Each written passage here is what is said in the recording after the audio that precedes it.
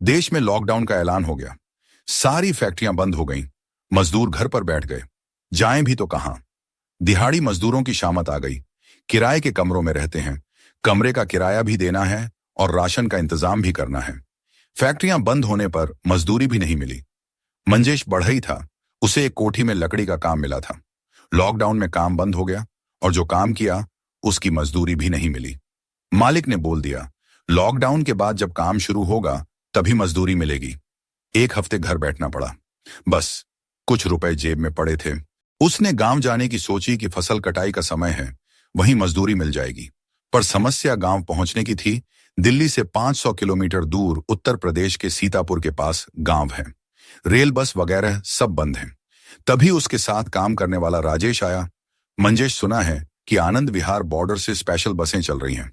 फटाफट निकल। बसें सिर्फ आज के लिए ही हैं, कल नहीं मिलेंगी। इतना सुनते ही मंजेश ने अपने बैग में कपड़े ठूंसे। उसे पीठ पर लाद कर राजेश के साथ पैदल ही आनंद विहार बॉर्डर पहुंच गया। बॉर्डर पर अफरा तफरी मची हुई थी। हजारों की तादाद में उत्तर प्रदेश और बिहार जाने वाले प्रवासी मजदूर अपने परिवार के संग बेचैनी से बसों के इंतजार में जमा थे। बॉर्डर पर कोई बस नहीं थी। एक अफवाह उड़ी और हजारों की तादाद में मजदूर सपरिवार बॉर्डर पर जमा हो गए। दोपहर से शाम हो गई, कोई बस नहीं आई। बेबस मजदूर पैदल ही अपने गांव की ओर चल दिए। लोगों को पैदल जाता देख मंजेश और राजेश भी अपने बैग पीठ पर लादे पैदल ही चल दिए। राजेश, सीतापुर 500 किलोमीटर दूर है और अपना गांव वहां से 3 किलोमीटर और आगे। कहां तक पैदल चलेंगे और कब पहुंचेंगे? चलते चलते मंजेश ने राजेश से कहा, मंजेश, तू जवान लड़का है, बस 10 किलोमीटर के सफर में घबरा गया। पहुंच जाएंगे, चिंता क्यों करता है?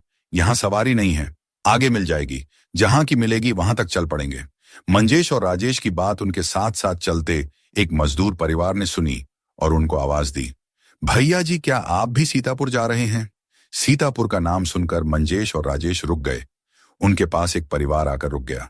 हम भी सीतापुर जा रहे हैं। किस गांव के हो? मंजेश ने देखा कि यह कहने वाला आदमी 40 साल की उम्र के लपेटे में होगा। उसकी पत्नी भी हमउम्र लग रही थी।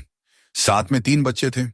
एक लड़की तकरीबन 18 साल की, उससे छोटा लड़का तकरीबन 15 साल का और उससे छोटा लड़का तकरीबन 13 साल का। हमारा गांव प्रहलाद है, सीतापुर से 3 किलोमीटर आगे है। मंजेश ने अपने गांव का नाम बताया और उस आदमी से उसके गांव का नाम पूछा। हमारा गांव बसर गांव है, सीतापुर से 5 किलोमीटर आगे है। हमारे गांव आसपास ही हैं। एक से भले 2, बहुत लंबा सफर है। सफर में थोड़ा आराम रहेगा। चलो साथ साथ चलते हैं। जब जाना एक जगह तो अलग अलग क्यों? मंजेश ने उससे नाम पूछा। हमारा नाम भोला प्रसाद है, ये हमारे बीवी बच्चे हैं। मंजेश की उम्र 22 साल थी। उसकी नजर भोला प्रसाद की बेटी पर पड़ी और पहली ही नजर में वह लड़की मंजेश का कलेजा चीर गई। मंजेश की नजर उस पर से हट ही नहीं रही थी। भोला अंकल, आपने बच्चों के नाम तो बताए ही नहीं? मंजेश ने अपना और राजेश का नाम बताते हुए पूछा। अरे मंजेश, नाम तो बहुत अच्छा है। हमारी लड़की का नाम ममता है। लड़कों के नाम कृष और अक्षय हैं। मंजेश को लड़की का नाम जानना था, ममता। बहुत बढ़िया नाम। उसका नाम भी एम से मंजेश और लड़की का नाम भी एम से ममता। नाम भी मैच हो गए। मंजेश ममता के साथ साथ चलता हुआ तिरछी नजर से उसके चेहरे और बदन के उभार देख रहा था। उसके बदन के आकार को देखता हुआ अपनी जोड़ी बनाने के सपने भी देखने लगा। मंजेश की नजर सिर्फ ममता पर टिकी हुई थी। ममता ने जब मंजेश को अपनी ओर निहारते देखा, उसके दिल में भी हलचल होने लगी। वह भी तिरछी नजर से और कभी मुड़कर मंजेश को देखने लगी। मंजेश पतले शरीर का, लंबे कद का लड़का है। ममता थोड़े छोटे कद की, थोड़ी सी मोटी भरे बदन की लड़की थी। इसके बावजूद कोई भी उसकी ओर खींच जाता था। चलते चलते रात हो गई। पैदल सफर में थकान भी हो रही थी।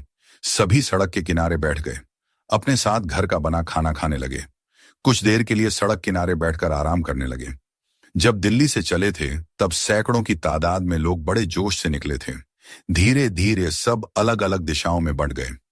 कुछ गिनती के साथी अब मंजेश के साथ थे। दूर उन्हें रेल इंजन की सीटी की आवाज सुनाई दी। मंजेश और राजेश सावधान होकर सीटी की दिशा में कान लगाकर सुनने लगे। मंजेश, रेल चल रही है, ये इंजन की आवाज है, राजेश ने मंजेश से कहा। वह देख राजेश, वहां कुछ रोशनी सी है। रेल शायद रुक गई है। चलो चलते हैं। सड़क के पास नाला था। नाला पार करके रेल की पटरी थी। वहां एक मालगाड़ी रुक गई थी। राजेश उठ, इसी रेल में बैठते हैं। कहीं तो जाएगी, फिर आगे की आगे सोचेंगे। भोला अंकल जल्दी करो, अभी रेल रुकी हुई है, पकड़ लेते हैं। मंजेश के इतना कहते ही सभी गोली की रफ्तार से उठे और रेल की ओर भागे। उनको देखकर आते जाते कुछ और मजदूर भी मालगाड़ी की ओर लपके। जल्दबाजी में सभी नाला पार करते हुए मालगाड़ी की ओर दौड़े, कहीं रेल चल न दे। ममता नाले का गंदा पानी देख थोड़ा डर गई। मंजेश ने देखा कि कुछ दूर लकड़ी के फट्टों से नाला पार करने का रास्ता है। उसने ममता को वहां से नाला पार करने को कहा।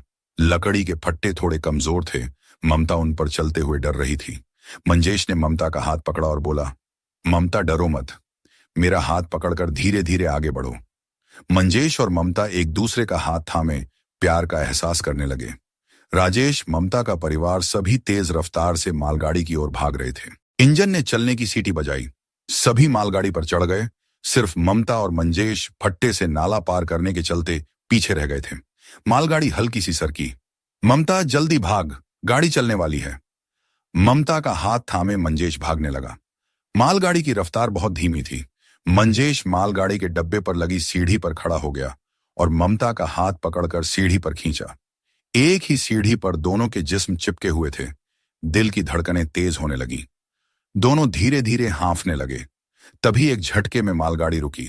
उस झटके से दोनों चिपक गए, होंठ चिपक गए, जिस्म की गर्मी महसूस करने लगे। गाड़ी रुकते ही मंजेश सीढ़ी चढ़कर डब्बे की छत पर पहुंच गया। ममता को भी हाथ पकड़कर ऊपर खींचा। मालगाड़ी धीरे धीरे चलने लगी। मालगाड़ी के उस डब्बे के ऊपर और कोई नहीं था। राजेश और ममता के परिवार वाले दूसरे डब्बों के ऊपर बैठे थे। भोला प्रसाद ने ममता को आवाज दी। ममता ने आवाज देकर अपने परिवार को निश्चित किया कि वह पीछे उसी मालगाड़ी में है। मालगाड़ी ठीक ठाक रफ्तार से आगे बढ़ रही थी। रात का अंधेरा बढ़ गया था। चांद की रोशनी में दोनों एक दूसरे को देखे जा रहे थे। ममता शर्मा गई। उसने अपना चेहरा दूसरी ओर कर लिया। ममता, दिल्ली में कुछ काम करती हो या फिर घर संभालती हो? एक लंबी चुप्पी के बाद मंजेश ने पूछा। घर बैठे गुजारा नहीं होता, फैक्ट्री में काम करती हूं, ममता ने बताया। किस चीज की फैक्ट्री है? लेडीज अंडरगारमेंट्स बनाने की, वहां ब्रा पैंटी बनती हैं। बाकी क्या काम करते हैं? पापा और भाई जुराब बनाने की फैक्ट्री में काम करते हैं। मम्मी और मैं एक ही फैक्ट्री में काम करते हैं। सबसे छोटा भाई अभी कुछ नहीं करता है, पढ़ रहा है, लेकिन पढ़ाई में दिल नहीं लगता है। उसको भी जुराब वाली फैक्ट्री में काम दिलवा देंगे। तुम क्या काम करते हो? मेरे से तो सब कुछ पूछ लिया, ममता ने मंजेश से पूछा। मैं कारपेंटर हूं, लकड़ी का काम जो भी हो सब करता हूं। अलमारी, ड्रेसिंग, बेड, सोफा, दरवाजे, खिड़की सब बनाता हूं। अभी एक कोठी का टोटल वुडवर्क का ठेका लिया है। आधा काम किया है, आधा पेंडिंग पड़ा है। तुम्हारे हाथों में तो बहुत हुनर है। ममता के मुंह से तारीफ सुनकर मंजेश खुश हो गया। चलती मालगाड़ी के डब्बे के ऊपर बैठे बैठे ममता को झपकी सी आ गई और उसका बदन थोड़ा सा लुढ़का। मंजेश ने उसको थाम लिया। संभल कर ममता, नीचे गिर सकती हो। मंजेश की बाहों में अपने को पाकर कुछ पल के लिए ममता सहम गई। फिर अपने को संभालती हुई उसने नीचे झांक कर देखा। थैंक यू मंजेश, तुमने बाहों का सहारा देकर बचा लिया, वरना मेरा तो चूरमा बन जाता। ममता, एक बात कहूं? कहो। तुम मुझे अच्छी लग रही हो। मंजेश की बात सुनकर ममता चुप रही। वह मंजेश का मतलब समझ गई थी। चुप ममता से मंजेश ने उसके दिल की बात पूछी। मेरे बारे में तुम्हारा क्या ख्याल है? ममता की चुप्पी पर मंजेश मुस्कुरा दिया। मैं समझ गया, अगर पसंद नहीं होता तब मना कर देती।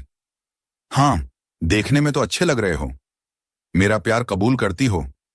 कबूल है। मंजेश ने ममता का हाथ अपने हाथों में लिया। आगे का सफर एक दूसरे की आंखों में आंखें डाले कट गया। लखनऊ स्टेशन पर मंजेश, ममता, राजेश और ममता का परिवार मालगाड़ी से उतरकर आगे सीतापुर के लिए सड़क के रास्ते चल पड़ा।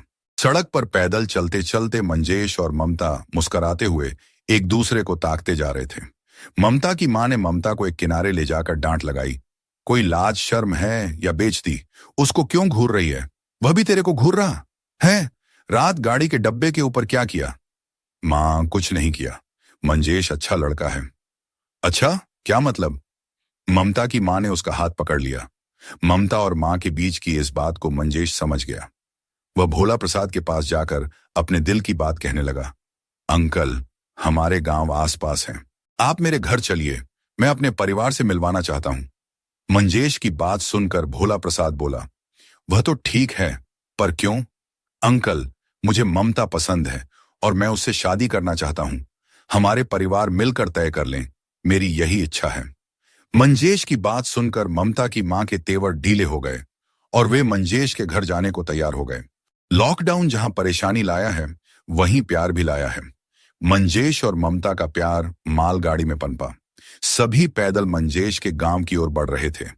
ममता और मंजेश हाथ में हाथ डाले मुस्कुराते हुए एक नए सफर की तैयारी कर रहे थे।